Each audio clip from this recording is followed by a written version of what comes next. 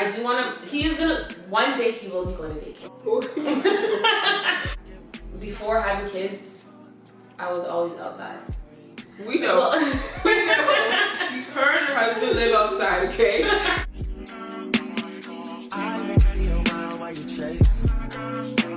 Hey y'all, welcome back to But Be For Real with your girl Kim and Cole. We did that like 3 times, so yeah. that's why we're laughing. So yeah, this is episode 3. Episode 3. 3, which is great. Yeah. We're filming in a new space. We're at my house today. We were at Kenny's the last, so we'll kind of go back and forth. Yeah. Or the last 2. Give a little different scenery. Mm-hmm. Hopefully, it looks nice. We don't really know. We'll see. Yeah. Afterwards. After we're done filming it. Okay, look at these 2. Which one is fake and which one's real? Is it easy? The white one is real. Good job. Because of the shape, right? The shape, well, really it's the texture. Oh, really? Yeah. Which one's nicer though? They're both cute.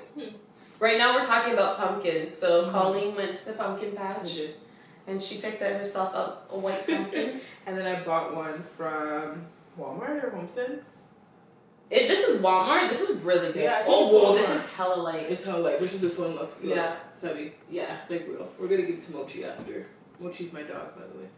Oh, yeah, no, it's cute. It's definitely giving fall vibes in here. So. There was a orange one here, but I just flipped it out because I'm like, just for the camera. Oh, and the aesthetics? The aesthetics and the plants, like it all just makes sense with the vibe. No, that's so true. But yeah, today's episode, we're going to be talking about all things motherhood, I guess. Yeah, we're going to dip and dabble in that. Mm-hmm. We're going to talk about or share our birth stories, because they're very different. Yeah. Sort of, kind of. No, they are different. No, they're very different, but I think we both had positive experiences. Yes. Which is not for everybody, right? But I you know what I did when I was pregnant? I listened and watched a lot of pregnancy vlogs and me too. And listened to a lot of people who were pregnant and like what they went through and stuff. Yeah. So I'm hoping that like our stories can help somebody. And also like give hope because there is positive experiences. I feel like online people usually tend to show when something traumatic happens, right? Yeah. So and it's not as it's a scary situation, but like I don't know, I would do it again. Oh, like easily. Yeah, like labor wasn't. But you know what? I was very much prepared. I was very much prepared. I think to the point that like I wasn't scared to give birth. Yeah, I don't think I felt any fear. Even when I found out I was pregnant, like I never thought about, I have to like go into labor and it's gonna be horrible. I never even never really crossed my mind. I wasn't like scared about that ever. And that's good. Like a lot of people are. I think that's what a lot of people are afraid of. But like, you don't have to be scared, guys. Yeah, and like, no matter what route you choose or like give birth, like it'll be fine. Yes. Like as long as your baby's healthy. So. Yes. Yeah, we're gonna talk about that. We're gonna kind of recap. The first year of motherhood. Our kids are both 14 months. Yeah. Yours just turned 14 yesterday, and mine will be 14 months in a few days because they're 5 days apart. Yeah. So we're 14 months postpartum. How do you feel 14 months postpartum? Tired. I'm so tired. I'm still. Well, I'm weaning off the boobie right now. Yeah. But I breastfed for 14 months. Which is crazy. That's fast. That's so I haven't really gotten a full night's rest yet. So I'm tired. Yeah, no, totally. But like body wise, I feel good. 2 weeks ago we ran a 5K. I threw up. Yeah. Which was so random. It's just funny. I was telling Theo, I'm like, what are the odds I throw up at a 5K and I've literally ran a 5K every week? Yeah. I've never thrown up. Honestly, we were all shocked. We were like, what's going on? Like, I never really throw up, only like when I was pregnant. But I felt so good after. I was like, what kind of feeling is this? You were probably just so much nerves. Because this was like your first. This was your first, like, you weren't just running for yourself, like for fun. You were running with a purpose. Yeah. So I think nerves definitely kicked in. And I just started too fast, honestly. I did too. I started so fast. I was going 7 minutes kilometer, and I usually go 9 my first lap. Oh, whoa. Yeah, you ran. Whoo.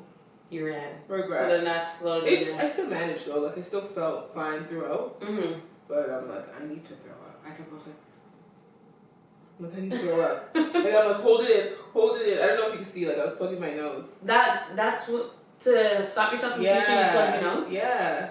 I didn't know that. I don't know why I do that. I don't know if that's a thing, but I did that.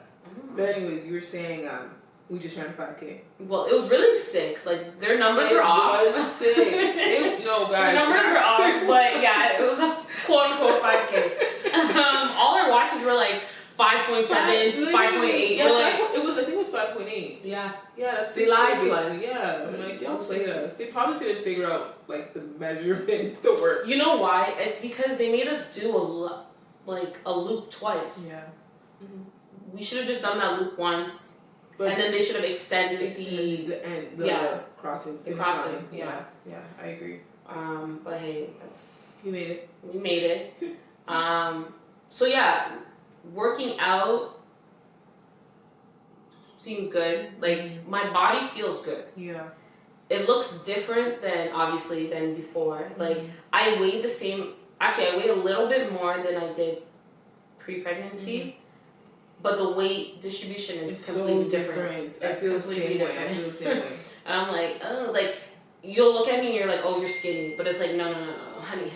The weight is in different places now. Yeah. I do need to hit the gym and do some weights. Am I going to? To be determined. To be determined. But I could run, I could bend, I can lift. Praise God. Like I feel good. Mm-hmm. I'm just really tired. Yeah.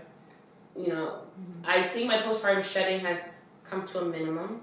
Girl, please. And my iron's low. I just hit up my iron. But I'm slowly into that transition where like now it's time for me to take care of me. Like I'm dealing with mom guilt with the whole stopping breastfeeding because he still wants it. It's like I low-key wished he just ignored it and like was over it. Yeah. Because then all I would have to do is just be like, okay, Kim, like get over it, you know, move on. Yeah. But like seeing him asking for it and I'm like, okay, no, that's killing my heart. Yeah. So, but other than that, it's really like my doctor and I were talking and she's like, you know, breastfeeding is amazing, but you need to take care of your health. You need to take care 100%. of you. Yeah, so I'm in that era where I'm like, I need to get on my vitamins. I need to, like, I'm running. I don't run. Like, I'm trying to, like, work out and, you know, like, now I'm, like, getting my hair done when I want to. Yeah, and getting back into, like, getting my nails done and, like, pampering myself. For sure. So, it's important, honestly. Yeah, so. I'm trying to think of how I feel. How do you feel? I low-key feel worse than I did at 6 months postpartum. Like, in what sense? In like I feel bigger. In a way. Oh, like body-wise. Weight-wise. I feel bigger, even though my clothes fit better, obviously. Oh, because everything's just proportioned differently. Maybe. I don't know. And, like, I have a lot of, like, before I used to wear, like, fitted dresses. Yeah. Not that I wore dresses often. But, like, let's say even, like, sneakers and, like, a tight dress, you know? But, like, I don't even see myself wearing that anymore. Like, I have a stomach. Oh, so your fashion has changed based off only because of how you look, not because you don't like that stuff. This stomach has to go. Oh, so you're trying to you want to get right in a way. I don't know, but then also I'm like, oh, I actually don't have a stomach in comparison to like before. No, to like people who are postpartum and like you know you've seen a big stomach. Yeah. You know, like I obviously don't have that type of figure, but well, you're also work out daily. But it's just not the same. So physically, you feel worse? I think so. Like, maybe it's because I, like, lost most of my weight so early. Okay, yeah. You know what I mean? Like, so I it was a drastic change. In, like, I don't know, 3 months or something, or 4 months. Yeah. So it's like, I feel like I'm still 3 months postpartum. You know what I mean? Oh. So it's like, it feels like nothing's changed. So you feel like you plateaued? Plateaued and like have to do extremes to like lose my stomach. So I'm just trying to accept how I look right now, which I'm fine. Like I can accept the way I look, but it's just like you low key wish that things were a little different. That's normal. And it's just funny because when I, like, obviously before I had a kid, I was like, I have a stomach. But it's like, no, you didn't. Like, what are you talking about? No, we were really delulu. Delulu. Yeah. Like, I thought I had, like, I don't even know what I was thinking. But then you look now and it's like, well, it's actually so little, you know? But there's that. In terms of, like, sleep, still feel tired at 5 a.m. Like, doesn't go away, really. And I started a new job, so I'm kind of transitioning and trying to, like, figure out new normals from that as well. Yeah. So I'm in office twice a week now. So it feels crazy. And I felt mom guilt because of that, too. Oh, really? 100%. Even, like, not dropping her or picking her up from daycare those days. Oh, so you don't? On those days, no. Theo does. Theo? Yeah. Oh, so then that's a transition for him, too. Oh, yeah. And I think he realized that. He was like, it's so much harder to get work done. Like, when you have to, because we have to leave earlier. Yes. Right? Like, her daycare is, 40 minutes away. So, when he finished, does he leave work early or does he finish work and go? Oh, and go pick her up. Before I would leave at 3 to pick her up. Oh. To be home at, like, closer to 5, right? Oh. So, it's, you lose 2 hours of your work day. What time does he usually finish work? 5. Okay, yeah, and if he went after work, then he wouldn't be home until like almost 7. Yeah. Which is like her bedtime. Yeah, literally. Yeah, okay. So there's just a lot of transitions happening. But yeah, that's really, it's really just a weight thing. I'm like, I need to do a challenge or something. How do you feel like emotionally and physically, like mentally? Definitely better than when I was 3 months postpartum, that's for sure, because I was a mess. Oh, yeah. The hormones. Yeah, I feel like the hormones are all balanced out. I thought getting off birth control would make a bigger impact on everything, but I feel exactly the same. Yeah. Have there been any ups and, like, what are the ups and downs you think? Of this last year? With motherhood in general. For you, for your experience.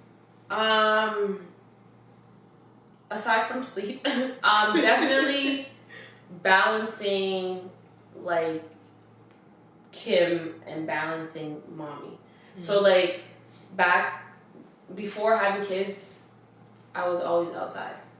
We know. Well, we know. Her and her husband live outside, okay? They don't stay at home. We would go out all the time.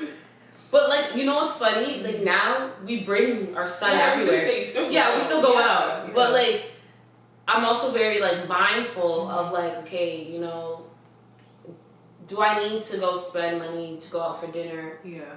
Or do I, like, is it okay if I miss this event? Yeah. But then, yeah, so, like, dealing with that is, like, sometimes it's good. It's like, you know what? I want to stay home with my baby. Yeah. But then there are times where I'm like, okay, no, I need to get outside. And I need to figure this out. Mm-hmm. So finding a balance with that. I thought I was going to miss being outside more. Yeah, then you do. Than I do. I really it needs to be like an event. Like, there needs to be a reason. Like, before I would just, I don't want to be home, so I'll just go outside. Yeah. I don't have that urge anymore. That's good. Yeah, I think so. That's good. But there's definitely times where I'm like, I look at myself in the mirror and I'm like, I've been inside for like, I've been inside all months. Yeah, I would say, yeah, a challenge would be just finding me time. And then, and also finding time with my husband.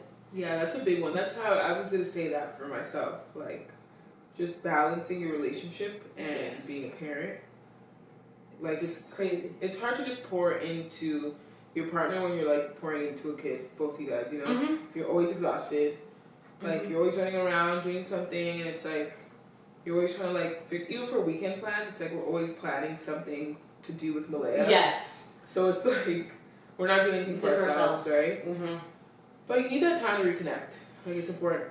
Yes. Like, you can't just be baby, because then you can start losing the romance and, like... 100%. You start, what do they call it? The roommate phase? The roommate phase, yeah. That's a real thing, though.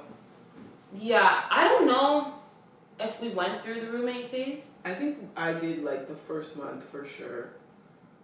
Like it's just like head chopped off. Yeah, when you're like both going at the same time. Mm-hmm.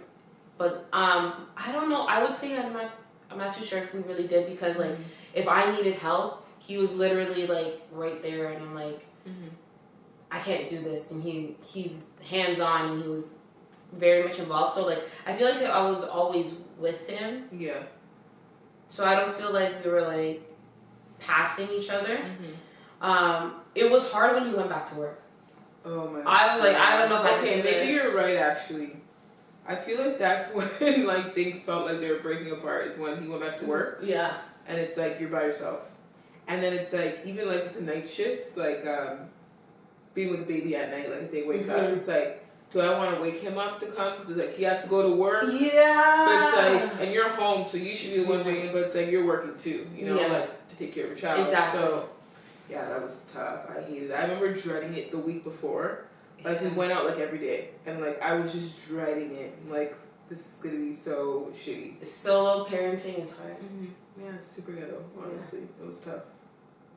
So I think those were the biggest challenges that I can think of right now. Yeah, I think mine are basically the same. Breastfeeding was tough too, I would say. Like exclusively pumping. What? No. That couldn't be me. Every time I tell Kim I did this, she's like, "You're nuts." No, like, you can't. Yeah. If I do ever another, if I do it, no, you would have done it. If I do have another child, God willing, I pray they latch on just as easy as KG, because pumping was the most traumatic situation ever. And the fact that you did it for what, 9 months? 8 months?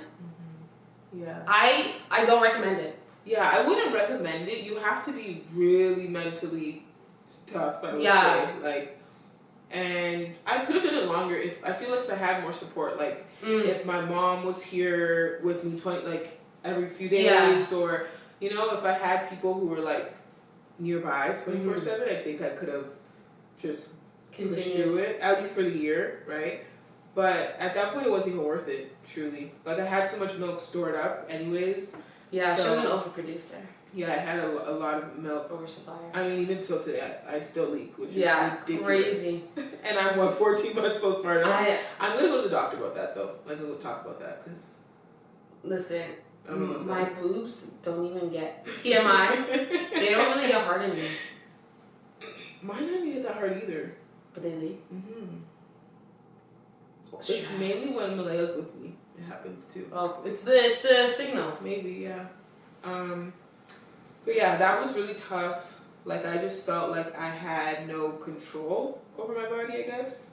Yeah, you were literally like a cow. I would send her snaps being like cow duty or something like that. No, literally. You were mooing, because like that. Yeah. It's such a discouraging process. It is. It's very discouraging. 100%. Like thinking about it, I'm just like, yeah. I need to pack away my pump stuff. I need to buy new pumps, honestly. I'm gonna. If I have to do this again, I'll definitely buy new ones. Yeah. But I need to like just pack it away. Like KG's like, can you move these? Like, why do you still have them out? Like, you're done with them. And I'm like, for real. I'm like, no. Like, what if just in case? I do have 2 bags of milk in the freezer. I'm gonna keep it. Yeah, I'm gonna keep it, but yeah, I know. Yeah. Breastfeeding, because you pumped because you couldn't breastfeed. Yeah, so she would latch here and there. So for the first month she would latch, the second month here and there, and then throughout the 8 months, like random days she'd breastfeed.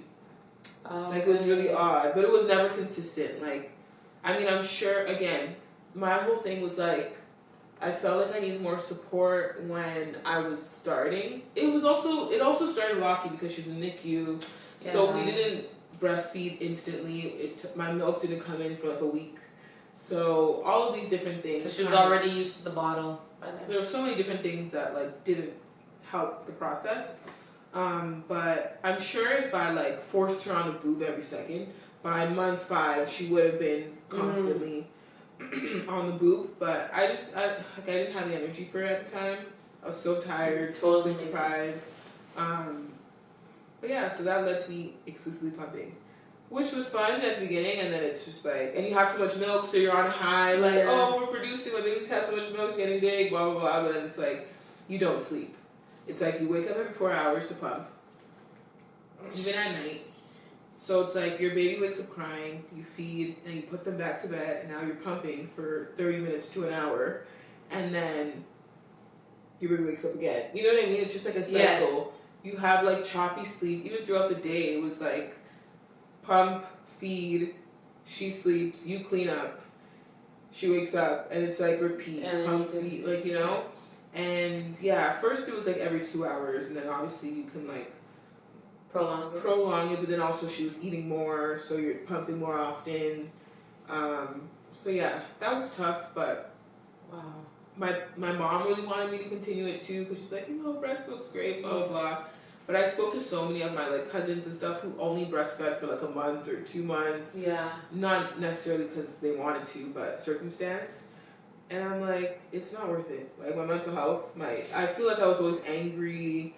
Yeah. Always frustrated. Oh, you know what you probably experienced? Oh, I don't remember what it's called, but there is a syndrome, quote unquote, where mothers, the hormone that instead of you producing oxytocin when you're expressing, you're producing like angry hormones, and you're actually upset. I don't remember what it's called, but like there are some moms that are out there that like, that's like Shannon, like how she gets depressed.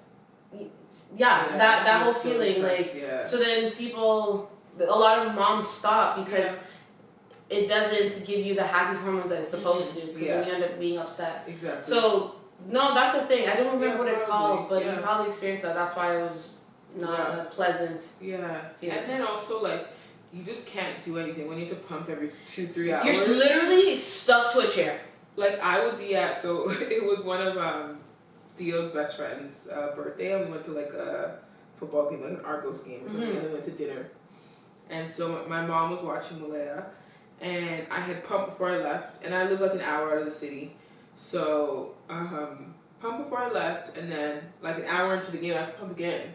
So I had a football game, right? Oh. So like, I had to go to the bathroom and, like, sit there for 30 minutes. This is with the cordless pumps, or was this with cordless, your... portable ones, yeah. So I had to pump, and then, luckily, I brought, like, the freezer bags and, like, our little ice bag, so you can, like, put it in, it won't go bad. But it's, like, I'm leaving a football game in the bathroom while, so think about how many people walk in the field. Just in and out. Like, so many girls are walking and looking at me with these things in my boobs, and like, I'm there for just like 30 minutes and pumping. That day was good though, because one lady came by and she's like, you're such a good mom, or something like that. Yeah. So I felt good, but it's also like, what the hell am I doing? It's like, now it's like, you're leaking a little bit. Yeah. And it's like, you're going, and everyone's there like, do you need help? Everyone has beers in their hands. And like, and you're here with breast milk. I'm here with breast milk, and it was just a shit show. And then the pump started, cool, at the game, wrapping up. We leave. At this point, it's been another 2 hours, and we're at Korean barbecue, and I need to go back and pump again. Yeah. So now I'm back at the car pumping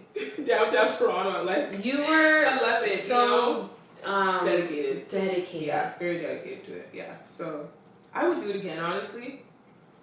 I think next time it'll be easier. Like, my mom will be home like full time. Yeah, and you know what? You've done it already, so you know the ins and outs, and it's gonna be much easier on like your pumping schedule and how to work around everything. I think though I will combo feed earlier because it was just breast milk for like 6 months. Only like sometimes at night, if I wanted her to sleep longer, I'd give her formula. I don't think that personally that theory does not work. It works for me. No, it works for a lot of people. Oh. And even some people are like, give them porridge before bed. Oh, really? A lot of Jamaicans will cornmeal porridge. Oh, because it's thicker and stuff. Yeah, full longer. But it doesn't work for your baby. It did not work for my son. Okay. And he's the preference. He doesn't even like whole milk. Yeah, every baby's different. Every baby's different, and I don't know what my next baby will like. But with Malaya, she would always sleep at least an extra 2 hours if she had formula at night, which was life changing for me, especially when I'm pumping the middle of the night. You know. So, but again, it was a lot of pressure. Only giving her breast milk 24/7, especially with pumping, because it's like some days it's like, oh, I don't want to go. The milk in the freezer is frozen. She's up now and she wants milk, and I didn't pump yet. And it's like, you know, what are you gonna do? But it's like, it's fine. I could just give her like that's how we have formula. Like just give it to her.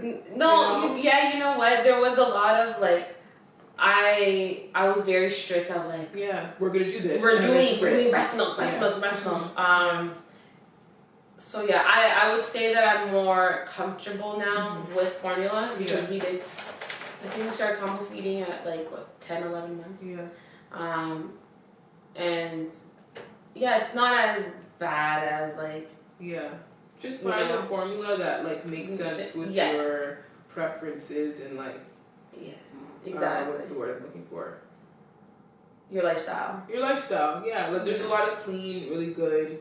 Actually, there's a shortage right now. Of course there is. Yeah, of course. No, like North American wide. Yeah, because that's what everyone's drinking now. Because it's good price for the most part. Fairly priced in comparison to like Hip. Hip is so damn expensive. And that one you have to get from the UK.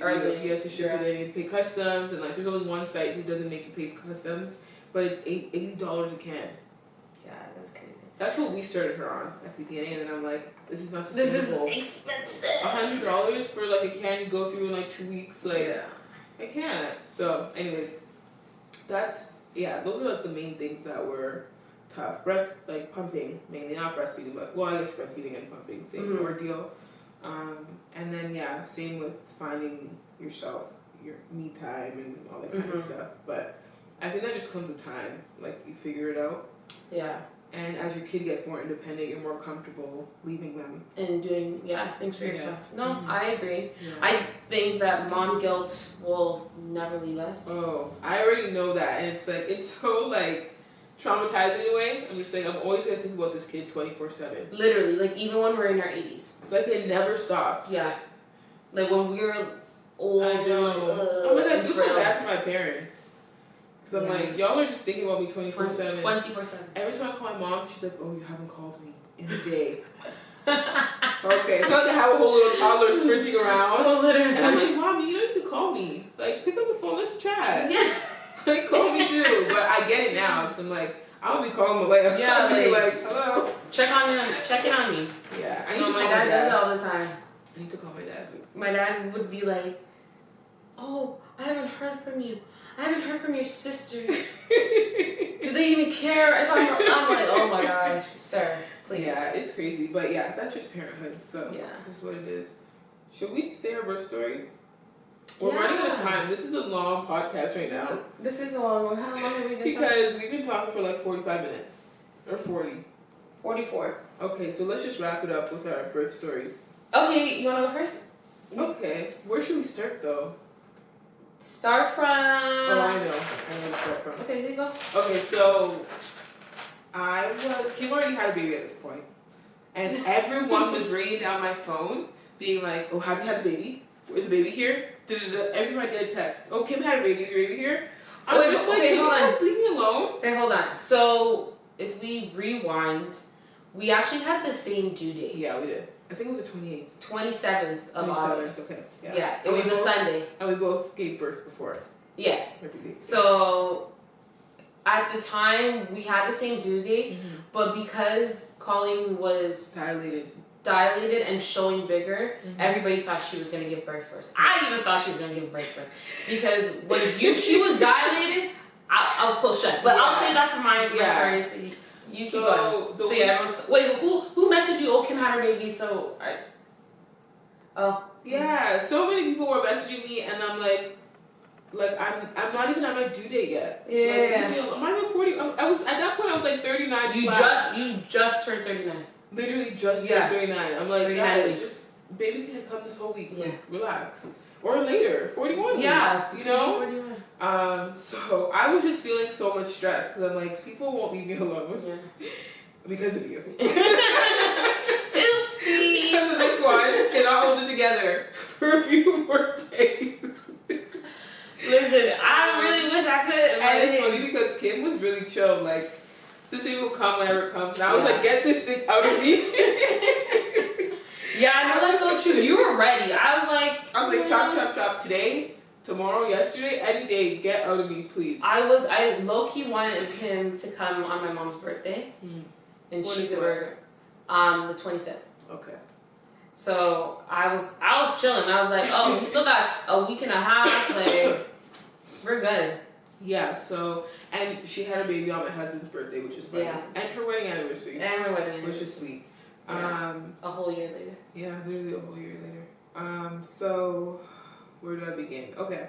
So, yeah, a week before we went up to dinner with a couple of our friends. Yeah. I was 3 centimeters dilated, or 2 centimeters. I was gonna say 2. 2 or 3, yeah, something like that. Yeah. So I was like anticipating giving birth pretty soon. That week, yeah. She wasn't dilated at that point, so that's also why people thought I would go first. But I had a doctor's appointment at 39 weeks and 3 days or 4 days. I think it was the Wednesday, right? Yeah, the Wednesday. So 4 days. 4 days, yeah. And I got a sweep. Three. 3. Yeah. If you know what a sweep is, you know what a sweep is. If you don't, just Google it. When they go in there, they separate. Basically, it's a natural induction. A form of natural induction. Yeah. And I've had a sweep prior to that too. Yes. So, and nothing happened. So I'm like, nothing's gonna happen. It's fine. It's just, or maybe something might happen, and I'll be giving birth today. Did you ask for the sweep or? Yeah. Oh, so yeah. Okay, yeah. so she was really. She went to check my cervix every time though, as well. But yeah, the checks out. I was like okay with, but I remember I was like, I do not want to sweep. Yeah. So, yeah, I got a sweep. Mind you, I already had like 2 sweeps prior to that, or 1 or 2, and nothing had happened. And she kept saying like the head is right there, like she could feel it. Yeah, and you're 3 centimeters, right? You said. Yeah. 3 centimeters. You had a sweep. The baby's head was right there. Yeah. So that means she was already low. She was already low, like I yeah. forget the terminology, like a face or something like that. Oh, something like that. She was basically ready. Like within this week, she was gonna come no matter what. And so my doctor told me when you go home, obviously there could be bleeding, which is normal after because they've gone all the way up there.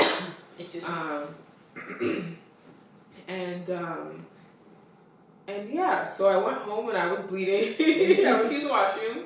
I was bleeding. This was in the afternoon, probably at like 1, between 1 and 3. Got home, was bleeding, got nothing, wiped, whatever, left. But then I kind of felt a little wet in a way. So I went into my room and I took off my pants, and then a gush of bloody water came out. Oh, so your bloody show, or your mucus plug. Yeah, mucus plug. Wasn't sure what it was. Felt different than just bleeding, obviously, but she said I would bleed a lot, so you just never know. And my sister works in labor and delivery. My mom was retired at that point, but they both worked labor and delivery at the place that I was giving birth at. And she was working that day, so she came home with one of the swabs they have to check if there's amniotic fluid in your liquid that comes out, and that'll tell you if your water broke or not. So my sister came home that night around maybe 8:30, and then I checked. Obviously, it was amniotic fluid in there. So my mom said, basically, I have 12 hours from when that happened to be home if I want to be home. Or 24. It's 12. To give birth? No. 12 before you should probably get to the hospital. Oh, okay. Because an infection can happen. It's 24 hours. Okay, maybe it's 24 hours. Yeah. Okay, cool. Basically, they want you to give birth within 24 hours before they start talking about getting the baby out. Yeah, because of infection. Infection, especially when your water breaks. I think it's different if your water didn't break. You can stay longer at home. Yes. Yeah. So it's 20. Well, yes. So once your water breaks, you have 24 hours basically to get the baby out before a possibility of infection and stuff. If your water didn't break and you just have contractions, you can be home until whenever you want, as long as the baby's fine and you feel baby and stuff. Which I wish kind of happened, but it's okay. It is what it is. Because I wanted to be home longer, but I was in the hospital longer than this. Okay, so do you remember what time this was? Yeah, this was probably around 9 p.m. So 9 p.m. your water breaks. Oh, when my water broke? Yeah. Oh, that was 3 p.m. 3 p.m. your water breaks. 9 p.m. you get confirmation from your sister with a swab that it is amniotic fluid. Exactly. Okay. And so I stayed home until like 1 in the morning. Okay. Because I wasn't having any contractions, I wasn't feeling anything, but at that point it'd been 12 hours almost since my water broke. Yes. Right? Okay, so then that's when you went to the hospital. Yeah, so then I'm like, let me go to the hospital, get it checked out, figure out what's happening. They confirmed everything. Yeah, your water broke. He went in there again and broke it fully. Because I think it was just half of it or whatever. I don't know, I'm not a doctor. I low-key feel like once you did the sweep, it tore it a bit. Yeah, that's exactly what happened, right? So yeah, got there, and then again, I wasn't contracting. I had been there admitted for maybe 3 hours, and yeah, I was probably. Did they have? So you were in triage for that long, or did they? Triage. They got me a room. Oh, they got you a room. Oh, perks. She got some perks.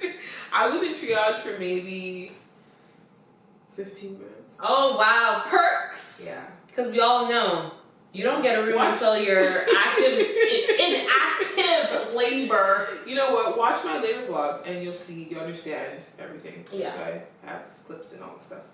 And this is where she will put her YouTube. My YouTube shoot, not to edit it in. And so. Actually, say it. What is your YouTube name? What is it? Vlogs with Call or something? Okay. I don't know. I'll insert it and I'll put it down below or something like that in the description. So yeah, that happened, got admitted, and within 3 hours, no contractions, no movement. I'm still at 3 centimeters. Yikes. Okay? So they started me on Pitocin. Were you stressed? No, not at all. Okay. My mom was there, my sister was coming, like my husband was there. Yeah. I knew the doctor, like I didn't care. I was just vibing. And they were like, we'll give you Pitocin. Pitocin will increase like the contractions. The only issue with Pitocin, whoever's been on it, is the contractions don't end. It's not like you have contractions for a minute and then you breathe. It's like... I heard somebody online call it the devil's piss. Quite literally. Quite literally, because it's giving you contractions as if you were 10 centimeters dilated. Yes, but you're only at the beginning. You're only in the beginning. Yeah, right? Early labor. Yeah. And so yeah, I got that. I probably got up to, I think it was 6 centimeters. Mm-hmm. And then I got the epidural because I had the option to, and my mom really didn't want me to because she said I'm not in enough pain. She said I should be like, she said I should be screaming and crying, like be at a point where I'm actually like. Do you think you could have went further without it? Yeah, for sure. Okay, so she was right. No, but I was uncomfortable. Yeah, it's definitely uncomfortable. Yeah, so I was like. You just didn't want to be in the uncomfortable pain. Yeah, I didn't. Yeah. And I wanted to enjoy the experience. Like, think about it. You're in pain. Your husband's sleeping on the couch, right? Because we've both been up for like X amount of time. My mom is going to find a room to go sleep because she manages her unit. She's the managing unit. So she's trying to find a room to go sleep. Yeah. And like, I'm in like discomfort, you know? I'm pissed off at everybody. You know? I'm pissed at the world. It's pitch dark outside. Like, I'm so uncomfortable. I can't even like listen to my gospel music and like be focused. Yeah, be zen. You know? So I'm like, do I want to do this for another 4 hours and be uncomfortable, or do I want to like just get an epidural? Yeah. And also like you can't just request an epidural anyway, like anytime. But you might not get it. Yes, because the anesthesiologist could be anywhere in the and at this point they were running rounds. So it was like, get it now, or and at this point also I'm at 6 centimeters. So it's like, I can go to 10. Yeah, I can go to 10 in like, which happened really. Yeah, in like 10 minutes. Like, if you really go like this. And then it's too late. Yeah, no, it's true. You know, so. It's a gamble. It is a gamble, or they might not be there to give it to me. Right? And then you had to go through the pain. And I don't know how I'd handle it. Like, not that I didn't mentally prepare to do it fully, like, unmedicated. But, like, I just never imagined it like that. It was just like, oh, I'm going to be chill in bed and get an epidural and just give birth and it's going to be fine, you know? So, I was like, why play with myself? You know? Yeah. No. Why play with myself? And my sister always told me, like, she's told me horror stories also. Of the epidural or the Pitocin? Or people who don't get anything. Oh. She's told me horror stories, and she just told me like she's seen a difference of people who've gotten it, how calm and relaxed they are. Which obviously it's medication to calm you. Yeah. You know? So I was just like, let me just do that, whatever. Either way, it doesn't really matter. Like, it is what it is. Got that. And then at that point, it was probably like 6 a.m. And within 3 hours, I was 10 centimeters. Like around, 6 to 7, 8 to 9, around 9-ish. And it took a while for like the doctors and stuff to all come in. There was a bunch of people who came in. We were deciding whether to call. They did a doctor switch, so we were debating whether to call my OB because she wasn't there. Oh. She was on shift. We could have called her, but my mom said she liked the doctor who was on, and she knew she was good. So yeah, then it was time to push. And did you feel anything? Not one thing. Oh, so your epidural was nice. Like it was at a good level. I could feel my legs though. I could move my toes if I wanted to. But did you feel the pressure? No, not even a little bit, which is odd because most people feel pressure. Yeah, especially if you can move your toes and stuff. I don't know what they did to me. Maybe it's just like how my body reacted because my cousin gave birth the same year, like at the top of the year, and she also had epidural, and she said it hurt. Like she could feel all the pressure. Yeah. Which is how it's supposed to be, they say. Yes, so that you don't decrease the chances of tearing. Yeah, but I didn't feel anything. Like I barely felt the sensation of poo. Wow. Like I literally felt, when like, I felt like I needed to just like push. Okay, but it wasn't, there was no pain associated with it. Nothing. It was just like, when your stomach's just like telling you like, that's how I felt a little bit. But yeah, I pushed for like 10-15 minutes and then she was here. It was cool. I asked them like, did I tear? And she's like, yeah. And I'm like, oh, like, is it like, is there a reason why I like tore? She's like, honestly, I wasn't paying attention. Like, I was just like, she was trying to get the baby out. She was just trying to get the baby out. She didn't care about what was happening down there. Whereas was it a first degree? Yeah, first degree tear. Okay. Yeah, so I didn't feel anything, and recovery was really easy. I was walking the same day within an hour. Yeah, but didn't you swell? Yes, I swelled a lot. Yeah. So water retention, right? Yeah, it's because of the Pitocin. Oh, because of the Pitocin, not the epidural. Yeah. So Pitocin swells you up. So I was swollen. My feet were huge. It was funny because I saw my feet like an hour after. Yeah. And I was like, holy shit. Like, what is this? Yeah. And my brother goes, oh yeah, I saw them. And I'm like... Her brother's also a nurse, so like, to him this is like normal. Like, been there, and I'm like, you saw my feet this big and you didn't say anything? Like, what? He's like, well, you just gave birth. I'm like, I'm over here freaking out, like, are these legs ever going to go back to normal? I remember you sending me a snap and I was like... Those were big. Those were big and not cute at all. She didn't have ankles. At all. Not even a little bit. But within 2 weeks, they went down. 2 weeks? Yeah, it was a long time. Usually it's like a few days for regular people. Probably just your body didn't like it. Yeah. You just had a reaction to it. Yeah. So I was swollen for that long. My daughter was rushed to the NICU when she was born. She was fine, but she had a little bit of fluid in her lungs. So she stayed there for one night, which was fine. Like, it was pretty chill. Mm-hmm. They didn't have any concerns. They just had to do, like, a checkup on her and check everything in the morning. And, like, those people who were doing that weren't there that night. Mm. So they kept her just for safety precautions, which was fine. And, yeah, she was 7 pounds, 1 ounce. So, okay. But, yeah, that's really it. She was born. She was healthy. I was fine. Small baby tear. Got an epidural. Pushed for 15 minutes, and that was it. Healthy baby girl. And Miss Malaya's in the building. Your turn. My birth story. Okay. Scary hours. So like Call said, we went out for dinner on the Sunday with our friends. At this point, you were 2 centimeters dilated. I wasn't. I was, at that point, I don't know what I was at because the week before, I opted to not get checked. Mm-hmm. You didn't want to know? I didn't. No, and I also just didn't want to be touched so much. I would say I was going very holistic. You know people get checked when they go holistic. No, I know. But the thing is, I saw a lot of things about being checked more often than you needed to. True.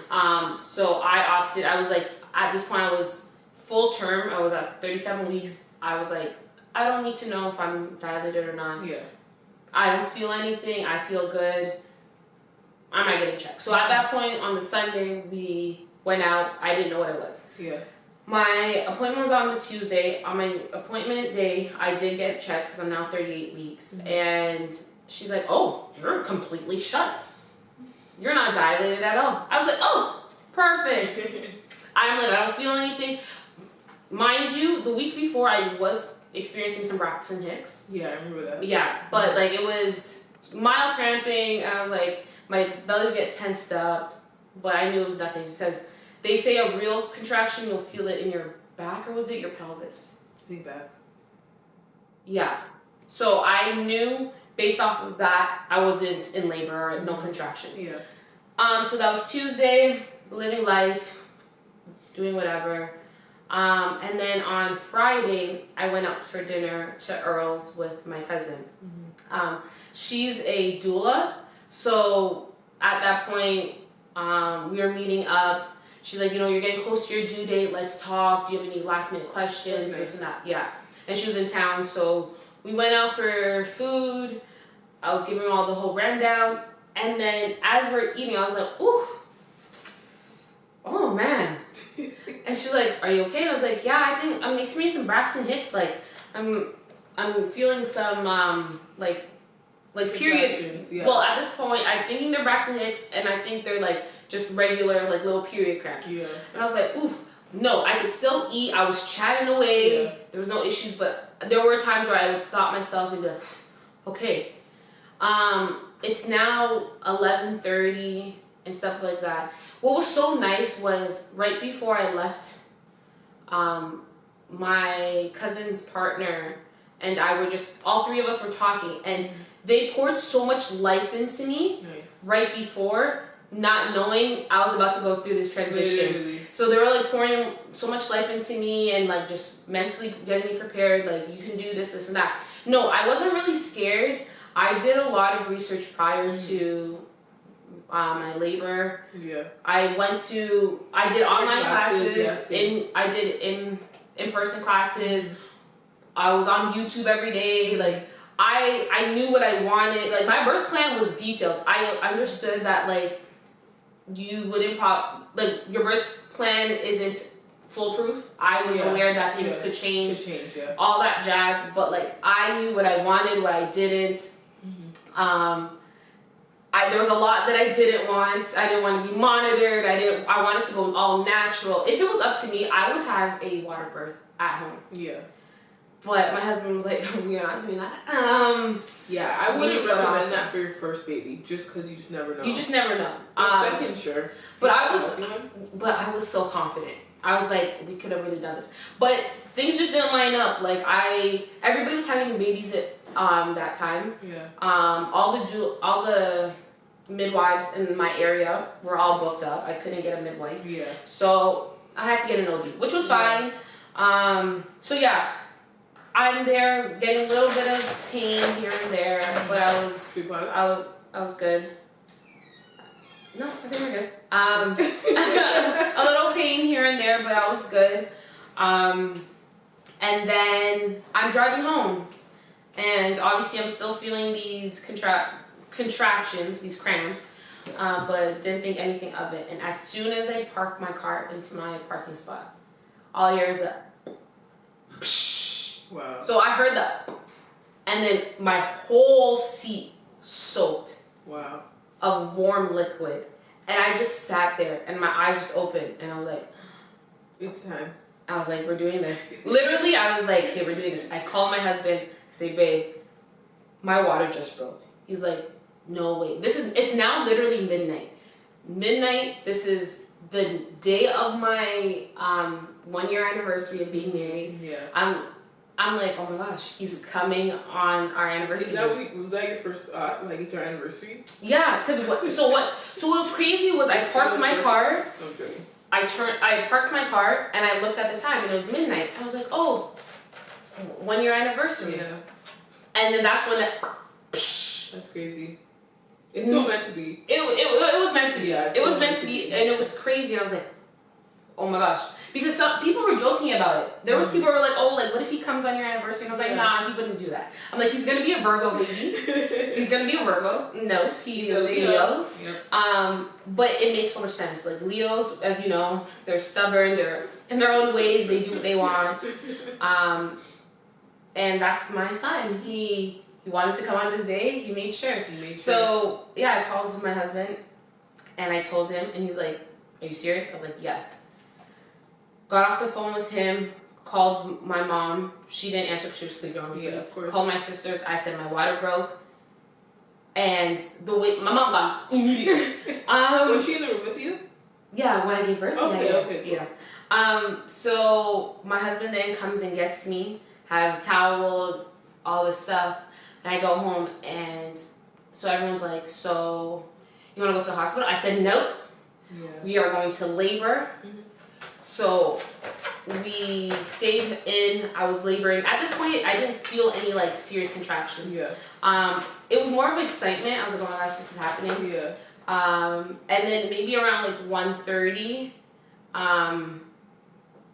so only for like an hour and a half or so. Then that's when I decided, okay, let's go to the hospital just to see how far along I am. Okay. I went, and I was only like 1 or 2 centimeters dilated. That's insane. Yeah. I wasn't far along. And what's the timeline? So you went to the hospital at what time? This was like 1:30 now. Oh, okay. So it's only been an hour. It's only been an hour and a bit. But because my water broke, and I think also my mom was really worried. Like, she's like, let's go. Really? She's like, let's go check and stuff like that. And I was like, okay, fine. So when we checked and they said only 1 centimeter, they're like, do you want to stay? And I was like, no. Yeah, I'm going home. Yeah, go home. And then they all, try to guilt trip me. Oh, well, we have a lot of inductions today. You might not get a bed. I was like, I'm going home. That's surprising because, well, at least where I gave birth, they send people home. Yeah, at 1, right? At 1 centimeter? Yeah, for sure. For sure. No, which would make sense, right? Yeah. But I guess because they were, like, really worried about how many people. So in the triage, there was like 4 or 5 beds. Yeah. Literally, at least 3 of those ladies were in so much pain because they were induced. Yep. Yeah. All I heard was just like, oh, your balloon, we have to take out your balloon, this and that. And I was like, wow, in triage. So I was like, wow, there's so many women in that were being induced. Like, she wasn't lying about that. Yeah. But what was crazy was the lady next door was in so much pain, and I look at my husband. I'm like, nah, she's doing the most. I'm like, it can't be that bad. No, it is that bad. No, it is that bad. Listen, she was not playing games. Was she like? Oh, she was in triage. She was in triage next to me, and I was like, literally, my husband and I looked at each other. We're like, nah, it can't be that bad. When we walked in, like, into our room, I heard the girl like screaming. Like, I thought like she just got shot. Yeah, no, she was being tortured. And I was like, what's happening in there? And I was like, she was giving birth. No, literally, it was one of them. Like, oh shoot. So I was like, nah, this won't be me. Yeah. So I go home. I'm on my ball. I'm trying to go to sleep. It's now, let's say time goes by, it's now like 9 in the morning, and pain's starting to hit me, and I'm like, this is getting a lot. And then my mucus plug comes out. Oh wow. And this is now like maybe 10:30. Mm-hmm.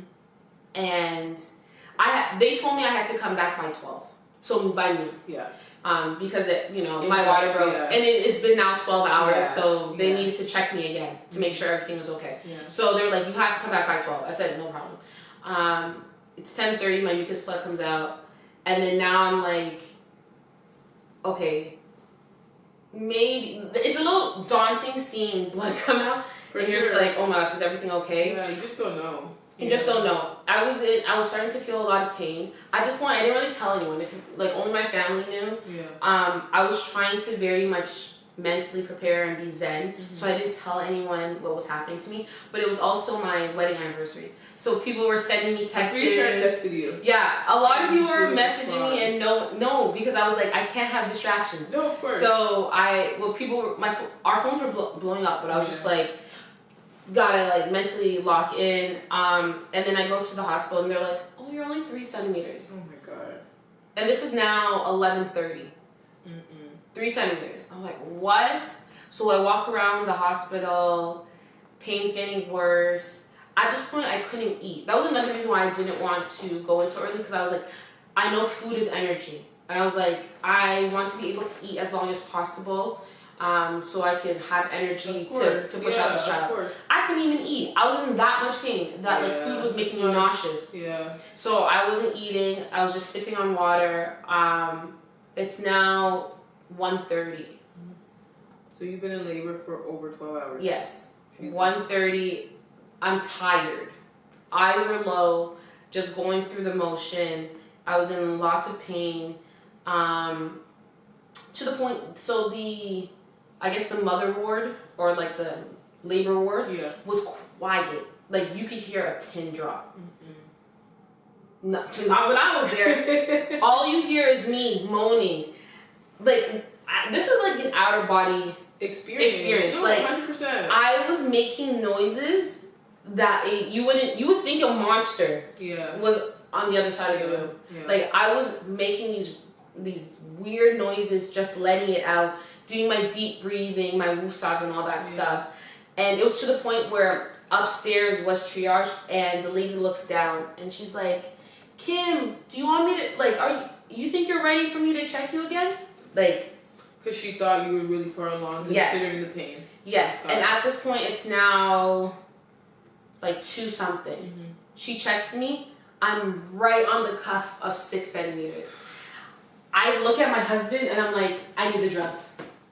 I'm like, I need the drugs. No, because that's discouraging, right? Yeah. And I was like, in so much pain. You're thinking this is the end, right? Yeah. And it was so bad. Yeah. And the only way I can describe what active contractions feels like, it's like vomiting, but through the butt.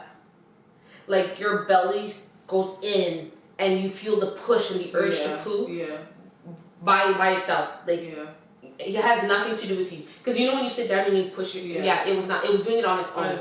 So I really felt like I was vomiting, but like through the butt. Oof. So it was like horrible. It literally was like, but it was through the butt. I think it's even worse than how you're describing it.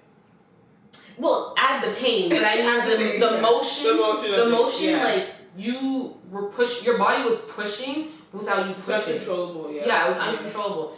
When I had like period cramps times 200. 200, yeah. Yeah, right? So they admit me. I wanted the mirror. I asked for a bouncy ball. I asked for laughing gas because I said I'm not getting. Oh, sorry. Let's go back to me looking at my husband in his eyes and saying, I want the drugs. So what's so funny is that drug me up. I told my husband, I want to go natural. I'm like, you need to advocate for me. He was an amazing advocator too. Shout out to KG. KG had my back. Because there were times where I couldn't talk and he spoke for me. I was gonna say context too. Like I feel like he's the type of person, like if he's gonna do something, like we're gonna do it. Yes. Like he's very like, you said you're doing this and like that's it. Doesn't matter what happens, this is what we're gonna do, which is really good. And that's what he said to me. He looked at me, he's like, you want to do this? You decided to do it yourself. He's like, you want to do this natural. He's like, you can do this. He's like, you came so far. Like, he just, again, poured so much life into me. And I was like, okay. So I get into the room. They had the laughing gas set up. They had the ball there. I asked to not be monitored. And because I wasn't being monitored, we had to keep track of our contractions because that's hard. The baby wasn't, So, but you know what?